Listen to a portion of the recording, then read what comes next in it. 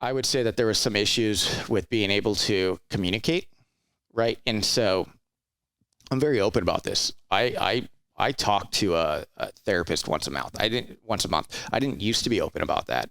But I think that it's something that people should be open about, because then it might give someone else the courage to go talk to someone. And for me, it was just about not being able to communicate something that's I'm not okay with, or something that upsets me. I usually let it bottle up, right? Because in the military, you pretty much have to, and in law enforcement, you do what you're told, right? Like, and you're around a bunch of people that understand you, and we understand our marching orders. We do it. We don't complain, whatever. And if there's something we complain about, we essentially have to suppress it, right? And so I had a hard time communicating my feelings with my spouse. And then also when I was maybe missing something from the military, or when something would kind of trigger a memory, like my buddy Nick or something, or I would think about someone and just something, right? Like maybe it was just something as simple as me missing training with the guys or something like that. And then I would drink, and then that would cause some issues. And so I had a lot of anger issues that I would explode, right? So, and I would let it bottle up. And, unfortunately, sometimes the recipient of my anger, verbally was like my wife. And so, I kind of went through that for a couple of years.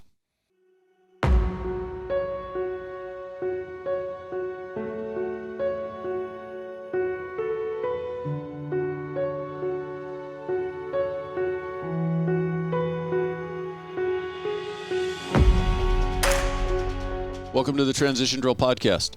I'm your host, Paul Pantiani. I appreciate you taking the time to watch. So let's get into this. So before we go forward, let's go backwards. Where'd you grow up? I grew up in a very small town in Central California near Bakersfield. I usually tell people Bakersfield because no one's heard of Arvin. I've heard of Arvin. Okay, well, yeah. You drive through Arvin. You drive through Arvin. Funny story, when my parents first moved there, they put Arvin on the paper for the moving company to take their stuff to Arvin. It ended up in Irvine because the moving company was like, this has to be a spelling mistake. Yeah, this is a typo. There's no Arvin. But very small town, agricultural town. A lot of farming, grapes, carrots. Grimway Farms is based out of there. Bolt House. And so very large Hispanic presence there. Very small town. I think growing up, 19,000 people. Did your parents go there for the agricultural industry? No. My dad moved there for his job.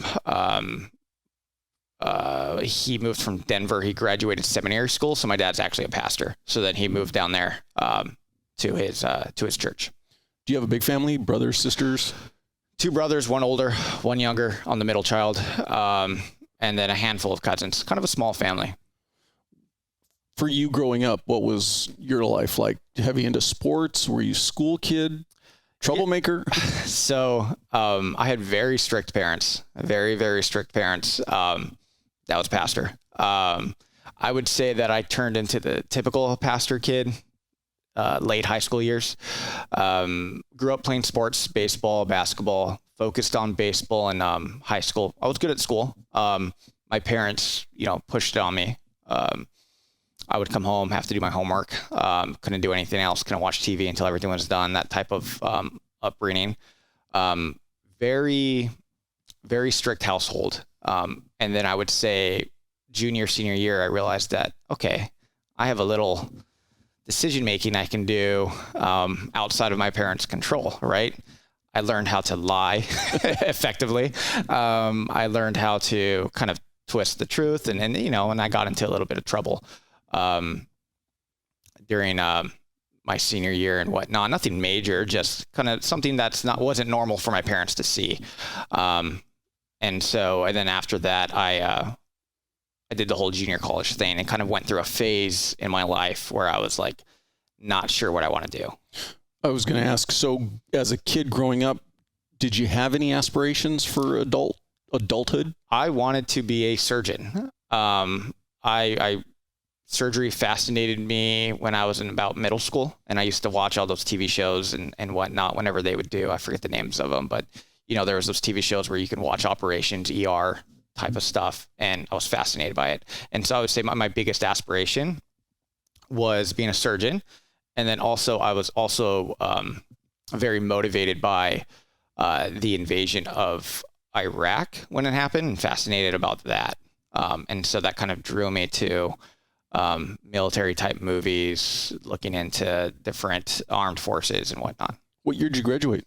High school? 2006. And did you have any military in your family? My grandpa was in the Navy. He was in the Navy for about 12 or 16 years, I forget. But he died when I was relatively young. So didn't really get to talk to him much about it. No other real strong influence military-wise? No. So other than the movies, what kind of drew you to the military? Or not the movies, the Gulf invasion and movies. But when you went into junior college, what were you thinking at that time? Still thinking surgery? Still thinking surgery, still thinking med school. But I realized that I also wanted to do the military. And I realized, okay, like, if I don't do the military now, I'm not going to come back and do it later. So I kind of went back and forth for a few months and was like, okay, what am I going to do? And pretty much it came down to the factor of me not wanting to regret not doing it. So I said, hey, worst case scenario, if I don't like it, I can just do 4 years or whatnot. Support from your family? Were they on board with it, or? I think it was the typical, my dad proud, my mom like, why? My little baby's gonna go to war and die. Yeah, I'm gonna go die. So I think it was a very typical reaction. So how'd you settle on the Marine Corps? Marine Corps infantry was what I wanted to do. So that was what you wanted, the Marine Corps. It wasn't like you went into the typical recruiting office and they just happened to be the one there that day. I was the I was the ideal recruit. I did my research. I knew what MOS I wanted. This is what I want to do. I walked in, like, where do I sign? But on your initial enlistment, you weren't thinking career at that time. You were just thinking, let's do the first enlistment and evaluate it. Correct. Like, let's see how I like it. So once you're in the Marine Corps, what was then the motivator to push on to recon? So I went to boot camp, did boot camp. After boot camp, I went to infantry training, the ITB Infantry Training Battalion. That's about 2 months. And about the middle of it, I remember this guy walking in, and Marine Corps infantry units, very tight haircuts. And, there's a purpose to that, right? Because there's so many infantrymen in a unit that it makes sense, rank and file, be very strict about everything. This guy walked in one day because we were going to have a briefing for something in the middle of the school. He had long hair. I've never seen that before, right? I haven't seen that in my very short 4 months of being in the military. I was like, this guy has like long hair. What's going on with this guy? And his camis, his sleeves weren't super tight. They were loose. And I was like, this is like the coolest dude I have seen since I've been in the military. So we played this video, and it was like this old, like, recon recruitment video. And he essentially was like, yeah, this is recon. We need bodies. He's all, this is recon. Yeah. He was like, we need bodies. We need people to try out. If you're interested, sign your name on here, and then, we'll look at, we'll evaluate you. And then, if we want you, we'll put you in the training process. So I just was like sold. I was like, this dude has it going on. So I went down, signed up. So I've never made it to a Marine infantry unit, like a traditional one, because I just went straight into the school. Now, when you sign up for that school, or when you get through that school, does it automatically increase your original enlistment?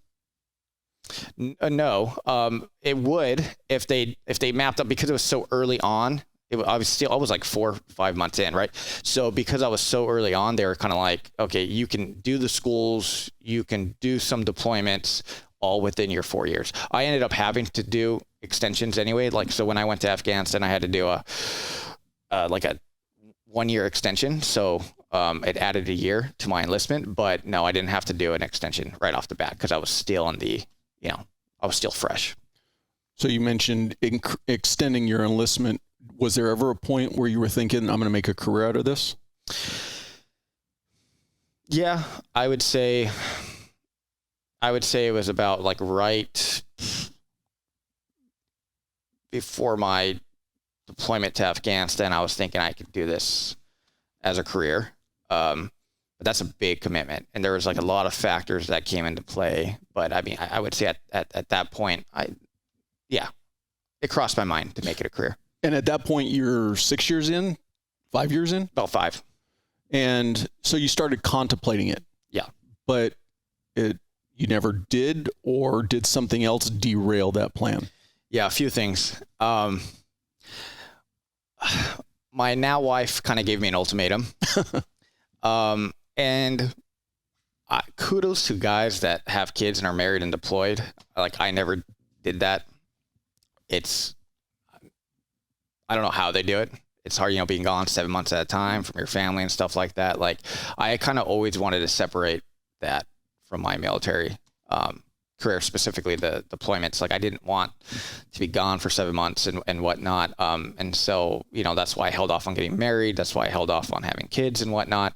But, she essentially was like, look, I want to have kids. If you're going to, re-enlist, like, I think it's going to cause some issues. And I said, well, okay, let me think about this, because I'm not going to make a decision solely based on your ultimatum, right? Like, if I love doing this, I'm going to do this. And if you can't support it, then, then okay, I guess it's a deal breaker.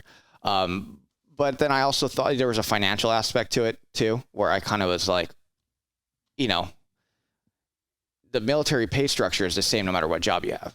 So you can literally be doing, training operations in Okinawa, Japan, trekking through the jungle with like 80-pound rucksacks. You could be deploying to Afghanistan, being stuck on a boat for 7 months, and you're going to get, essentially paid almost the same as someone that, is maybe doing a little bit more of a cushy job. And so that kind of aspect of the military didn't like sit well with me.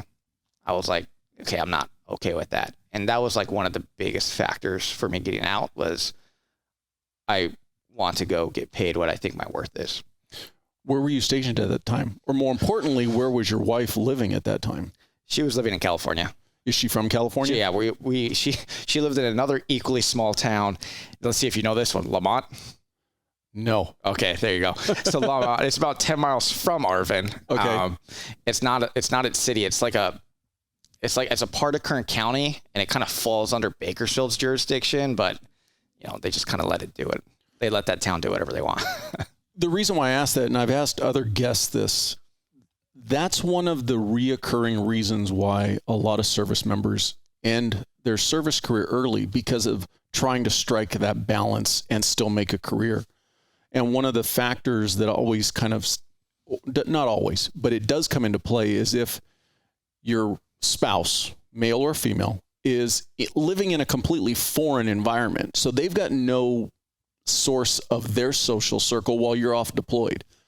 But she was still in and amongst her family and friends. You were just gone. Correct. My last year in, I would say we did the math. I think it was like 18 days out of the entire year together. So it was tough. So you were in from what years to what year? 2007 to 2013. And when you were when you finally decided, okay, you know what, this isn't working for me, I want to get out, were you already thinking about your after career, what you were going to do? No. I would say, like most veterans, I didn't have a concise plan. I didn't have a strategy. I was very naive. I was like, I'm just going to get out. I can do whatever I want. I'm good at this. I'll be good at that. Right. I didn't have a plan. So when you first came out, what was your first venture getting out? Go to college. Seemed like the right thing to do. GI Bill. GI Bill. And then someone told me to not use it for junior college, as I can, someone very wise was like, hey, junior college is not expensive. If you're a vet, you're getting out of the military, you can apply for financial aid. They'll cover most of it, right? Save the GI Bill for your higher education and 2 years of university, which is more expensive. And so to this day, I still have 2 years left. So I that's what I did. I paid for junior college out of pocket for whatever financial aid didn't cover. And then I used the GI Bill for my 2 years at UC Davis. And that I still have 2 years in my back pocket that I can use for MBA or whatever I want to do. So was your initial venture back into junior college simply to get your bearing as to what you wanted to actually study? Yeah. So I knew that I had to knock out the gen ed, right? So I knew I had to take all these courses regardless. And my game plan was I'll just figure it out as I'm going through this. That wasn't really easy because I kind of fell into the trap of like getting, I wouldn't say lazy, but like just I started drinking a lot. And then I also started to take school for granted, like wasn't really paying attention, kind of felt like I was almost too good for school because I was around a bunch of 18, 19-year-olds. It was a weird environment for me. And you were how old at this point? I was, great question. Let me see here. That was, here you go. I was about 25. So you're 26. Almost a decade older than most of them. Yeah. And on top of that, you've experienced a lifetime's worth of adulthood that they haven't even experienced. Forget just the days on the calendar, what you experienced being deployed. And from that, though, you mentioned you started drinking. So was your transition into civilian life a struggle, or was it kind of easy? It was a struggle for the first year. I fell into the trap of, I like to call it the I'm too good for this trap.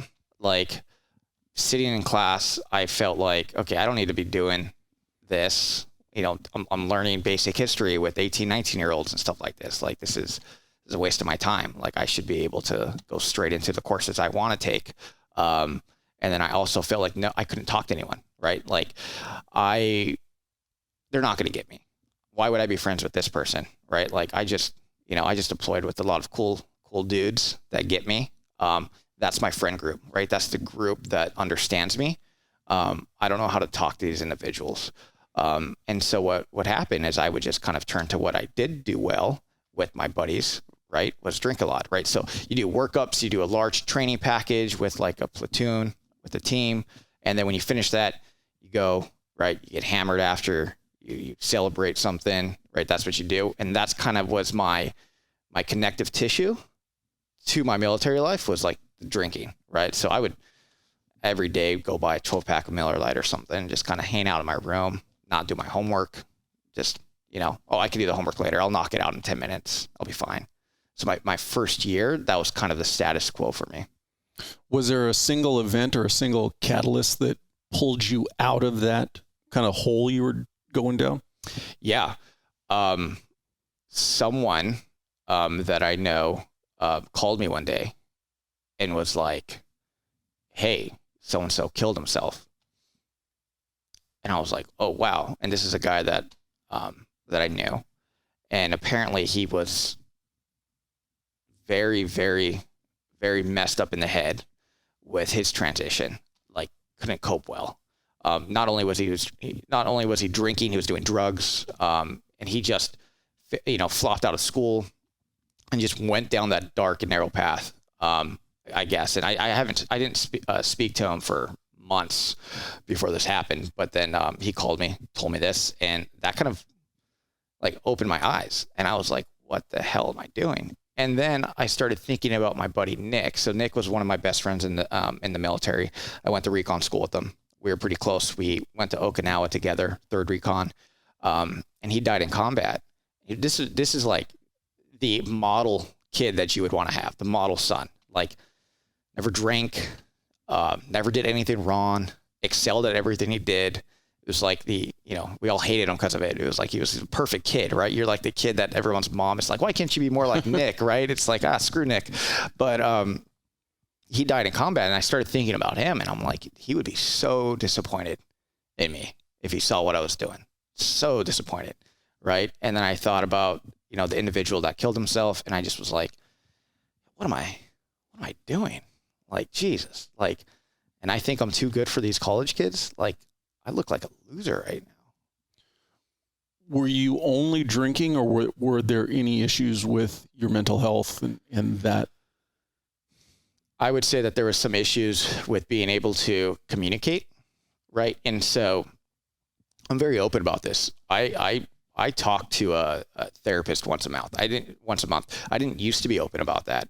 But I think that it's something that people should be open about, because then it might give someone else the courage to go talk to someone. And for me, it was just about not being able to communicate something I'm not okay with, or something that upsets me. I usually let it bottle up, right? Because in the military, you pretty much have to, and in law enforcement, you do what you're told, right? Like, and you're around a bunch of people that understand you, and we understand our marching orders. We do it. We don't complain, whatever. And if there's something we complain about, we essentially have to suppress it, right? And so I had a hard time communicating my feelings with my spouse. And then also when I was maybe missing something from the military, or when something would kind of trigger a memory, like my buddy Nick or something, or I would think about someone and just something, right? Like maybe it was just something as simple as me missing training with the guys or something like that. And then I would drink, and then that would cause some issues. And so I had a lot of anger issues that I would explode, right? So, and I would let it bottle up. And, unfortunately, sometimes the recipient of my anger, verbally was like my wife. And so, I kind of went through that for a couple of years. What finally pushed you, or was that impetus to, hey, I need to go talk to somebody? Just kind of like the same reflection point I had with the drinking was like, and not doing well in school. It was kind of like, okay, these individuals that have given their life and have lost their life due to self-inflicted harm would be so disappointed in me, right? Like it was just another point of self-reflection on, hey, get your shit together, Phil. So you're in junior college, getting your general ed out of the way. What are you thinking is what you want to do for your future? Had you decided that yet? So at this point, my wife and I, we got married while I was in junior college, and we essentially were now planning, our future financially. Okay, like what's our roadmap looking like? And I ruled out the med school thing. I was like, 4 years of university, 4 years of med school, and then, a specialty program on top of that. I'm like, I'm not looking at making a return on investment until like 12 years down the road. So I ruled that out. I was always fascinated by numbers. So I was like, economics sounds good to me. Still had no idea what I would do with that. But I chose economics in junior college. Transitioned to, I believe you said UC Davis. UC Davis. And got your bachelor's in economics. And then from there, what did you? So from there, I was walking around a career fair, and they would put on these veteran career fairs. And so, which were nicer than the larger ones, because obviously like the larger career fairs, you have every single junior or senior in college going to them. The veteran ones were more focused on obviously veterans attending UC Davis. But what was nice about it is you would get a lot of one-on-one time with these companies. And there was this company called Accenture, never heard of it. I walked up to them, said, hey, what are you guys all about? And they said, hey, we're a consulting firm. Here's what we do. We do a broad range of things. We do strategy. We do systems integration work. We do, cloud migration. We also do sustainability, and we essentially solve problems, right? We have a massive scope of work that we can do. And so I looked them up online, and I was like, this sounds cool. And I liked the fact that there was a broad range of options for me to do if I decided to pursue this. And so I did. I want to go back real quick. When you decided you were going to transition out of the military, if you could go back in hindsight for somebody sitting in your shoes thinking about transitioning out, what would you have done differently that was available to you that maybe you didn't take advantage of, or would you have just done differently? I would have, the first thing I would have done, and it's what I tell people, specifically people that reach out to me, is have an action plan. Think of it like any, mission you're going to conduct, right? Write a 5-paragraph order of your transition plan, right? And get busy right off the bat, right? Go on a vacation, kick back, relax for a couple of months, You've earned it, but have a plan that allows you to get busy, because I wasn't busy right off the bat. And I think that's what kind of got myself into the traps that I think a lot of people face when they transition, kind of, hands in their pockets, not sure what to do. I'm confused. Oh, pity party. People don't understand me. Let me just drink. Let me do dumb stuff. Because I wasn't busy. So if I can go back in time, I would be like, have a plan, research, right? Understand what's out there, talk to people that do careers that I'm interested in, right? Because I always tell people, oh, I want to be a consultant. Well, you should call me and let me tell you what I actually do, right? And then let me know if you're interested in doing that, right? Because it's on paper and on TV, on YouTube videos. You think you're like, oh, this, I'm going to go ahead and be talking to CIOs all the time, or CEOs. Like, okay, no, let me explain to you. Tell you what the real world's like. Yes. But I wish I did that, right? I wish I was more proactive about just calling random people. And what's nice is there's resources, right? And I think that's one of the things that I have been trying to do is get, various individuals that do different things, and have those contacts where I can put people in contact with those people, right? Just so they can understand what's out there and what's available to them. And what you need to do to become that. And I wish I had that plan. I wish I had a 5-paragraph order with a roadmap. This is what I'm going to do. I have a game plan. I know how I'm going to use my GI Bill. I know where I'm going to go to school, where I'm going to apply. I know what I'm going to major in, and I know what careers I want to pursue and what I need to do to achieve them. So right when I got out, I would be like, okay, I have a path forward, right? Instead of kind of waiting in that little gray area of the unknown. Now you talk about workups and deployments taking up a significant amount of your time if you're in one of those 100-mile-an-hour units. Is it something that you can still reasonably do while you're deployed? I think so. I absolutely do think so. I mean, it depends on what type of deployment you're doing and whatnot, what access you have to materials and stuff, but I think so. Yeah, I think it's something that I could have been thinking about while I was sitting in a bed for hours in Afghanistan, not doing anything for 3 days at a time. Right. So, absolutely.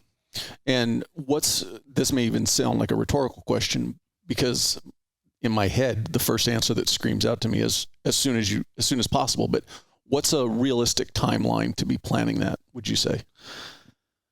I would say a few months. If you have a good idea on what you want to do already, maybe a month just figuring out the logistics, where you want to go to school or where you want to live, right? All that, all those factors. But I would say if you gave yourself 3 months, this is the rest of your life you're trying to plan out, right? So 3 months in hindsight is a very short span of time to plan out your future. And what I would encompass that, what that would entail is I view the first month like a discovery session of what's out there. I'm just going to do a lot of Googling, a lot of research on what I want to do, and just have a good list of here are some careers that I'm interested in. And then month 2, it's kind of okay, now I'm going to dive into these careers and I'm going to weed out the ones that I definitely don't want to do. I'm going to call a lawyer. I'm going to call a CIO. I'm going to call someone that owns their own business, right? I want to understand the pain and the struggle it takes to actually run your own business and what you need to do. And then month 3 in my mind is kind of, okay, now I know what I want to do. Maybe I have it narrowed down to 1 or 2. Now I'm going to build out that roadmap to achieve this. Okay, here's where I should go to school. I know I could go to any school to do this, but what school is going to give me the best opportunity to be the best at this, right? And then build out that roadmap. So I kind of view it like month 1, discovery, month 2, okay, narrowing down and deep diving into what I want to do. And then month 3 is building out that roadmap. And this is going to sound like a rhetorical question, but how important is LinkedIn for the research aspect? Very important. Very, very important. The other day for my job, I came across this company that someone mentioned in a brief meeting, and they sounded like a potential partner. I'm not going to name them or whatnot, but I just randomly messaged the VP of this company. I don't know if he's going to open my message or not, right? And he opens it up, and now we're connected, and we have a meeting next week, and hopefully, there's a partnership there. But I only bring that up to say, that was a cold call that turned into something that is going to benefit me, hopefully.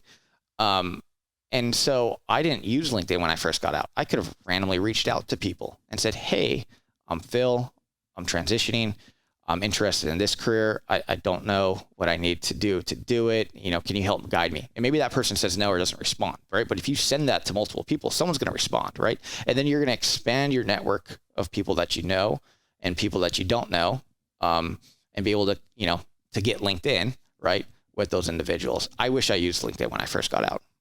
And you mentioned utilizing the veteran network or the Student Veteran Association once you were at UC Davis. Was it available to you when you were in junior college and you just ignored it, or you didn't even know if it was there? I was too cool for it in junior college. I was too cool for it. I was like, I don't need to do that. But when you got to Davis, did you embrace it, or was I embraced it.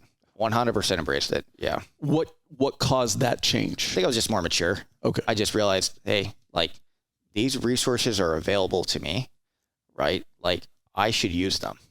You know, there are, you know, people are either donating their money, their time, or it's taxpayer funded resources that I should take advantage of. Like, what am I doing? Right? These people are here to help me. And I think it was a maturity thing. It was like, okay, I should be doing this. Looking back on it now, once you were out, was there any transition services that came your way that you wish you had used? No, I would say that, and that was one of the reasons why I became a part of the Recon and Sniper Foundation, which I'm sure we'll dive into, but was because my transition experience wasn't that great from a resource perspective. Like, things weren't thrown at me. It kind of, like, I did the 2-day transition course that the Marine Corps put on. And then after that, I kind of was like in limbo. So you mentioned previously about if you've got an idea for a particular profession, reach out to somebody who's doing that. Yep. So you now work for Accenture from that meeting at UC Davis, and you are a consultant. Yep. For somebody who thinks they know what a consultant is, like you're talking about, what is a consultant, or what is your day-to-day like? Yeah. So I would say I'll give you what I thought a consultant was. At a high level, I thought a consultant was someone that goes in and solves challenges right off the bat for clients, right? Like, I'm going to solve all your problems, right? Let's say you own a business. I'm going to solve all your problems. Really what it is, it's you do that, but to double click on that, really you have to build relationships, right? You have to build relationships and avoid coming off as a salesman, right? Like, you have to essentially try to figure out a business need that a prospective or current client has, and then what's the best solution for them. Not what's the best solution that your firm can give them because you have it, right? What's the best solution for this business need that this client is facing? And then there's a lot of legwork into that, right? There's a lot of meetings that go into that. There's a lot of analysis, a lot of problem solving, a lot of outsourcing, a lot of reaching out to various colleagues that specialize in something. And then hopefully you can sell this solution to them, or hopefully you can point them in the direction of someone that can, right? Like, I think one thing that's important as a consultant and to build client trust is to, if you don't have the best solution and you know that someone else does, you should point your client in that direction, right? Because then from a client perspective, you're like, okay, that's pretty awesome. Like, I get it. You guys could have sold me something that I don't necessarily need, but you didn't. You pointed me in the direction of a competitor. That's going to build, that trust. And I would say that's what a consultant does. You mentioned you went and got your degree in finance. Yeah. Would somebody who wants to do your job need to get a degree in finance? What would be other applicable degrees? To be honest, if you work for a firm like Accenture that has a lot of different industries within it, like I focus on our public safety practice. There's an education practice. There's a practice where we help health and human services departments. There's a practice where we help the C-suite. There's a practice where we help borders and security. And so I would say that you can essentially get a degree in anything. When you say borders and security, you're talking like international borders? Yeah, like state borders. Oh, okay. Yeah. I would say that the main degrees, though, that I see most people have are economics, finance, engineering, math, very common. Just because those degrees kind of zero in on the analytics and the problem solving, the critical thinking, which are key skills to have as a consultant, right? Because what your manager or senior manager is going to expect you to do is like, hey, I'm going to put you in a room with this client, and like, you need to be able to articulate yourself well, think on the spot, and help problem solve on the spot, right? And so those degrees kind of just ensure that you've taken the right courses to help you do that, right? But if you're a natural great critical thinker and problem solver, right, the interview process that these firms do will help identify that, right? Like I know someone that majored in, I want to say it was history, and he's a recent hire, right? What would you say are the key things that you want to leverage when you're in that hiring process that you brought from your military career?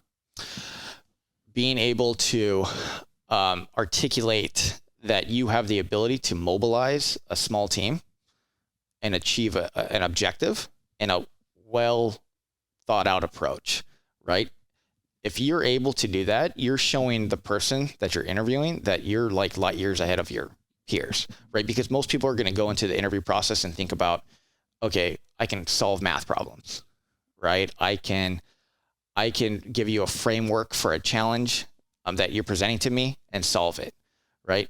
What no one's really thinking about is like the leadership aspect, right? And being able to talk to very important clients in a room and being able to mobilize a team and deliver a project, right? They're not thinking about that in the interview process. And I think that's something that kind of sticks out when veterans do very well in interviews. And the flip side to that, what do they not need to bring to the table from their military career? I would avoid talking about combat. I would avoid, telling stories that don't really apply to the interview, or just coming off as too cocky. Right. And I think I've interviewed a veteran before that came off really cocky, and it's kind of like, hey, like, we all respect the service and we all respect what you did, but, stick to what is important during the interview and don't go off script. Right. And so, I think sometimes we tend to go a little off script because, we've experienced so much in life. We've done so much cool stuff. We want to talk about it, but if it's not applicable, don't talk about it. And one of the things you talked about wanting to come out of the military was more of a stable home life and not being gone so much. Yeah. Does being a consultant allow you to be home, or is it a mobile profession? Oh, great question. It's funny. I remember I was flying back and forth from Sacramento to LA every week for like 2 or 3 days. My wife, she gave one of her comments like, I thought you got out to not travel so much. And I was like, okay, well, I'm traveling less. Like, I'm not gone for 7 months, right? This is better. But yeah, you do. Like, if you're very client facing, so if you take on a role that's client facing, the expectation is like, hey, you can travel up to 70% of the year. That's not the norm, but it's up to 70%. But yeah, it's very mobile, right? I'm going up and down California or the West region, Arizona, Washington, different parts of California and whatnot frequently. Now, COVID obviously changed that, but yeah. So along those lines, though, being that you're allowed to be mobile, or it's encouraged to be mobile, how much freedom then does that give you as far as where you can live? So some people may say, I don't want to relocate to Southern California to get this particular job. Could somebody do your job and not have to live in California? Absolutely. Absolutely. It depends on the firm and what their rules are. But I think what was nice about COVID is it kind of opened up the lens for companies to say, hey, okay, if the majority of the work that we do that's not on the client site, at the client site, or with the client in person can be done at home, right? And really, I don't care if you're flying out of LA. I don't care if you're flying out of Sacramento. I just care that you get to the client's, you get to the client's location on time, right? And so you can absolutely do this. I think wherever you're located, you might be assigned to a different market unit, right? So like if I'm in Florida, I'm gonna be assigned to the South market unit, right? So I'm not going to be expected to travel to the West market unit, right? But I also think that there's like our firm has a rule about you have to be X amount of miles from an office, and they're pretty lenient on it. I think it's like 120, right? And there's an office in LA, San Diego, so that gives me a lot of options as far as where I can live. And that's one of the advantages of a larger company. You would have that ability then to relocate anywhere within the states. Correct. I can do that if I wanted to. I think if I got blessing, if my boss listens to this, he might be like, "You're not going anywhere, Phil." But yeah, you could relocate. And then what's nice about smaller firms though, smaller firms are a lot more flexible with, we don't care where you live, right? Like we're small, we're trying to, expand in the market. So you can be fully remote and just kind of fly out wherever makes sense to you. Would you recommend or encourage somebody to get a mentor? So let's keep going down the path. This is your scope of knowledge doing consulting work. Somebody's just thinking, you know what, I want to go down that path. Yeah. Would you encourage them to get a mentor, or what besides getting their degree can they get involved in, conferences or anything like that would help them? I'm a big fan of getting a mentor. I'm a big fan of keeping in touch with someone that has gone through everything you've gone, has gone through the life lessons, has learned the pain points, the issues that come with the transition, and can articulate to you like what you're about to go through. And then check in, right? I think the check-in aspect is very critical, right? The proactive, hey, how's it going? And then vice versa, right? Like, hey, here's an update. I have a question for you. And you kind of get held accountable. And I think veterans need that because we're so used to that. We have these backdrops that if I screw up, so-and-so's in charge of me. So he's going to make sure I don't screw up.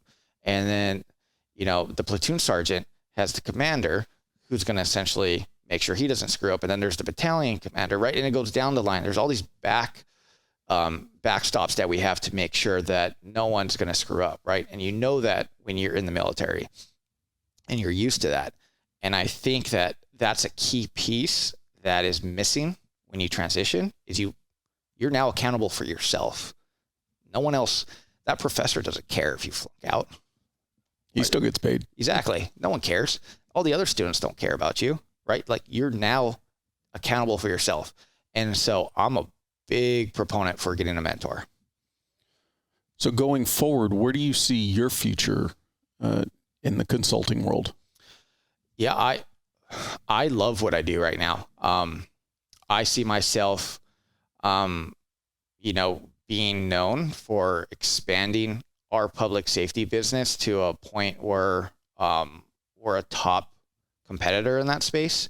I found a home in our public safety industry about 7-8 months ago. We didn't really do a lot of work in the public safety space. And what I mean by public safety, law enforcement departments, courts, corrections departments, emergency services. So working with those type of clients. And I raised my hand and said, I want to dive into this because law enforcement, military, there's that natural kind of connective tissue there of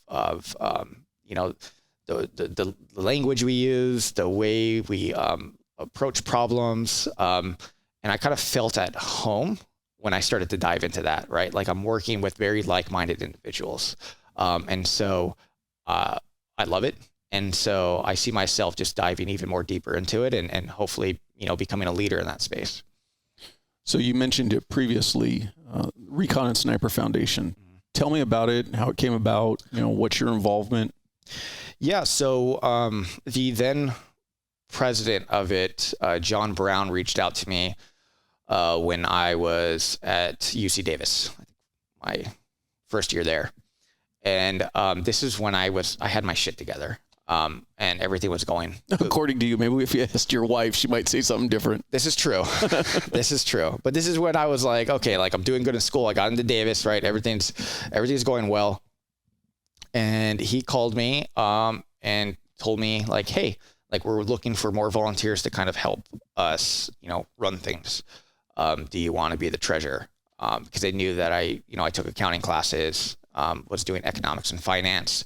And I was like, yeah, this is going to be good for me to stay connected with the community. Did it have its origins through UC Davis? No. Oh, okay. No, this was started. So the foundation was started. I wasn't one of the founders. It was started by a group of reconnaissance Marines and snipers that were like, hey, like let's create a foundation and kind of take care of our own. And they saw a need. The specific need that they were targeting at that point in time was get-togethers to ensure when people get out, they kind of don't lose that camaraderie that we're used to, was the focus. And it's still a very crucial part of our mission statement today. And that's essentially the purpose of the foundation and how it came to be. We do a lot of other stuff now, but originally that's what the scope was. Are there chapters nationwide? No, we want to get into that. So right now we can easily create chapters if we wanted to. We're spread out. So we have so much involvement. We have so many active members that are a part of the community. We just need to make that all official and whatnot. So that's one of our next steps, is to create official chapters. And besides the group aspect, bringing people together, what other functions does the foundation do? So we do financial assistance. So if we have a case management process, so if someone reaches out to us and says like, hey, I'm in dire financial need, or I'm going through some medical emergencies, or I lost my job. So we do financial and emergency assistance. We also do mental health work. So we'll pay for people to go talk to a therapist, right? We'll pay for people to go to a mental health retreat. We'll pay for people to go to a clinic where they can get sober if they need that. So we'll do that kind of stuff. And then we do the events, the get-togethers. One of the big ones we do is at a ranch called Rewa Ranch in Colorado. It is a luxury dude ranch that people go to. They spend a lot of money to essentially get five-star meals and then experience the ranch life. And the owners, very generous people, they essentially donate the ranch to us for a week as their soft opening. So they're only open from May to I think around October, and then they close for winter and whatnot. But in May, they give us the ranch for a week, and it's fully staffed. So they have their chefs there. They have all of the guys that run the activities. So the hiking, the fishing, the fly fishing, and a bunch of other activities. And so what we do is we fly a bunch of vets out there, and we fly mental health professionals. We fly a yoga instructor out there, and it's just a very therapeutic event. There's group activities, and that's just kind of like one of the samples of what we do. But it's always in May? Always in May. And to be part of this, do you just have to be a vet, or do you have to be a former recon or sniper? You could be a vet, right? Like you can be any vet from any service branch. And what's the website where they would make contact? ReconSniperFoundation.org. So we're going to launch our sign-up list for this in about 2 weeks. So we're going to put the page on there, and then people can apply. So we take about 15 to 20 vets each time we do it. And so the way we do it is we just kind of go down the list and we identify, and we wish we could take everyone. Logistically, we can't at this point, and we hope that we can do more events like this multiple times throughout the year, which is what we would like to get to. But we have a vetting process, but yeah, just go onto the site whenever we have that page launched and apply. And so there's an application form and whatnot. You do have to provide your DD-214. So we know, okay, you are a vet, and then, a redacted ID with your photo and name only. Because unfortunately, military or state ID? State ID. It doesn't have to be military. Just something that says DD-214, and we can matches the name. And your face, you're not a liar. Cool. As far as now, that's a big event. Yeah. Do you guys do smaller, more what I refer to as a general event? Yeah, we will do anything that encourages guys and girls to get together. we're all about that. And I think I mentioned it earlier. I think that is something that is crucial, that accountability from your peers and from your previous colleagues in the military life, right? And I think that we never really turned down any opportunity to do that, to facilitate that. So we've done small events. We've facilitated an event where a bunch of veteran snipers wanted to get together for pizza. It was guys from a unit that haven't seen each other in a long time. And we were like, hey, like, we'll fund this get together for you guys. Right. And it was like 18, 20 people. So we've done small one-offs like that. Right. So I guess what I was meaning more was, does the foundation host any more just kind of smaller regular events, like, hey, once a month we're meeting here, or anything like that? Yeah. So what we're starting next month is a Topgolf. There's Topgolf locations pretty much all over the West region. I don't know if they're on the East Coast yet. They might be, but what we're doing is we're going to go ahead and have different point of contacts in different areas, organize get-togethers and host them at Topgolf. And so the foundation will be hosting that in various areas, and it's going to be at the same day, at the same time. So we'll have live feeds coming in from the different areas, and being able to chat with the point of contacts and stuff like that. We're going to put together like a good video about it and whatnot, but that's coming next month. It's our Topgolf get-together.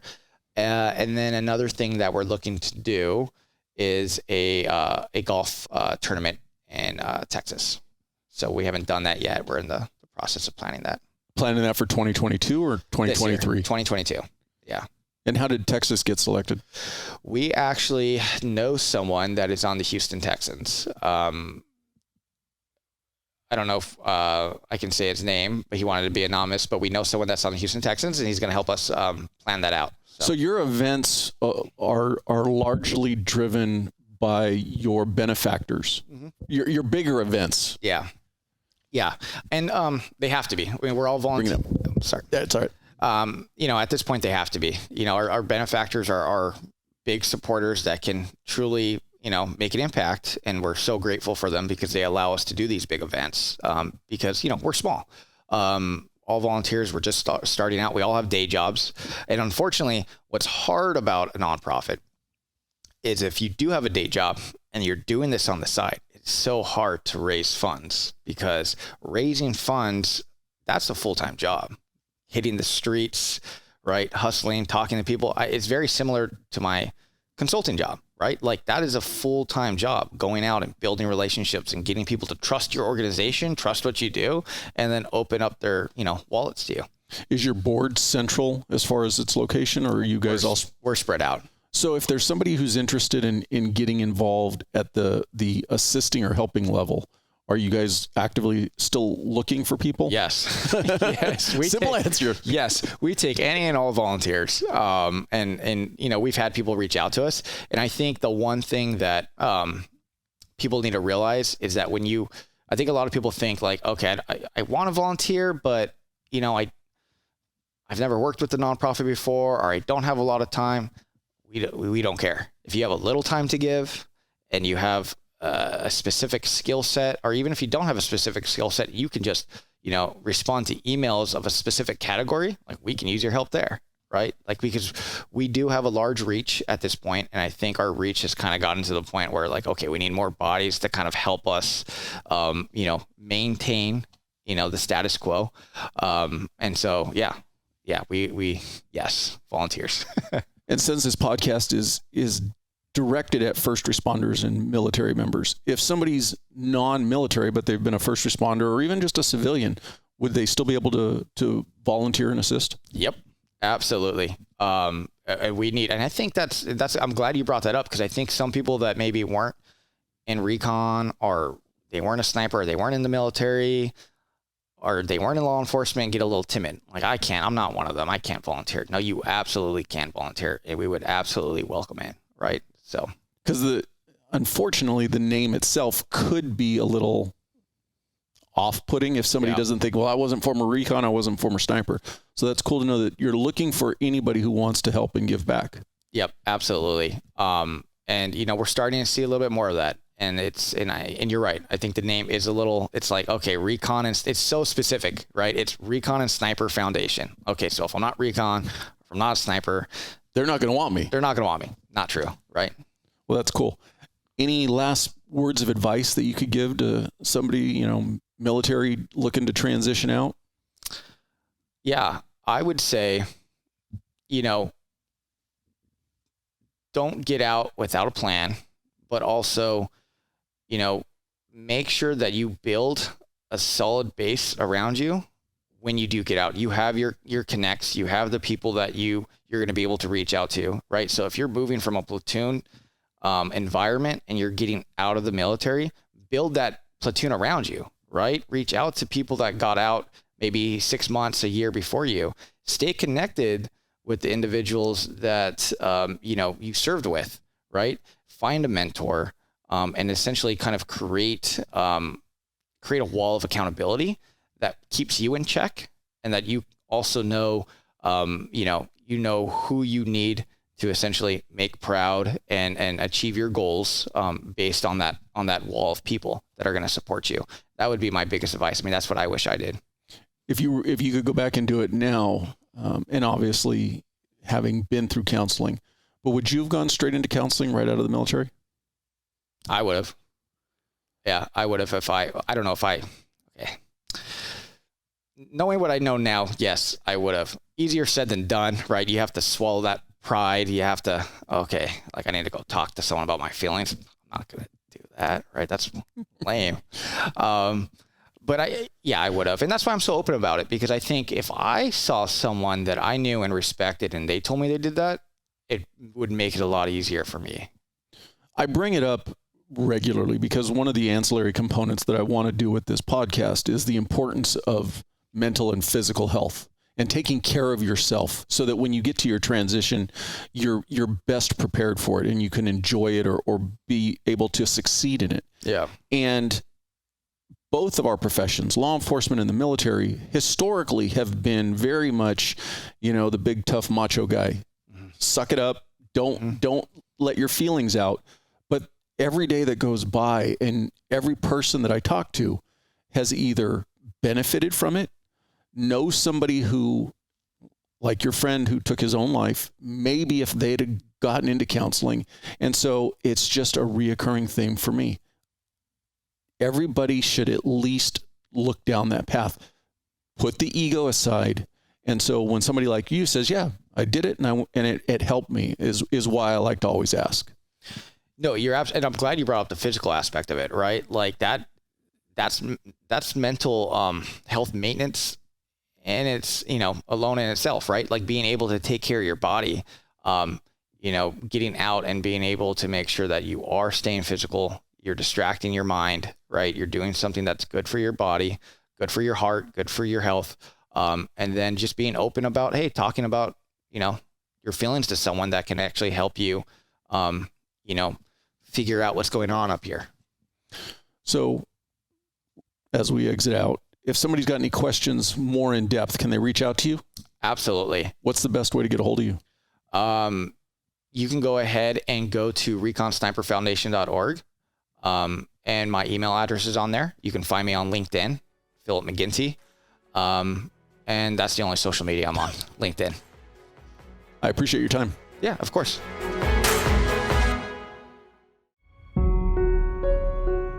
I appreciate you watching. But before you go, if you like the video, please hit that subscribe button. Also, any comments are appreciated. Thank you.